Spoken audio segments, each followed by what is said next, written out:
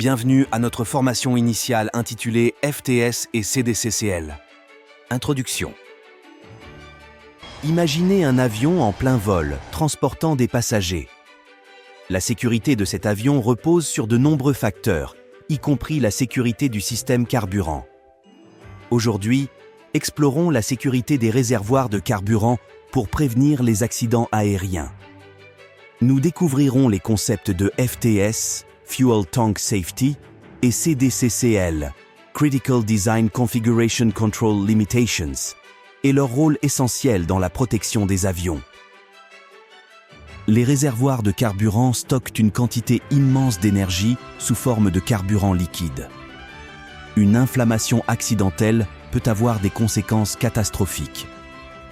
La sécurité des réservoirs de carburant vise à empêcher de tels incidents en éliminant tous les risques d'inflammation potentiels. Les explosions de réservoirs de carburant peuvent causer d'importants dommages à l'avion, des blessures et des décès.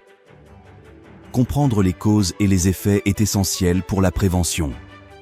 Ces explosions résultent souvent d'une combinaison de facteurs tels que des fuites de carburant, des étincelles électriques ou des sources de chaleur incontrôlées. Fuel Tank Safety.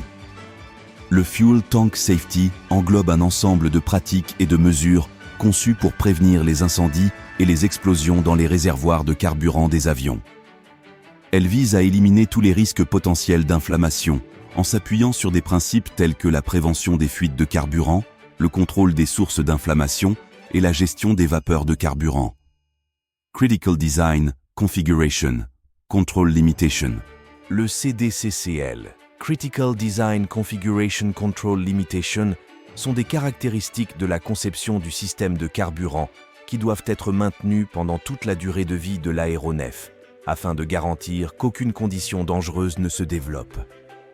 Il repose sur le principe de l'élimination de toutes les sources potentielles d'inflammation du système de réservoir de carburant.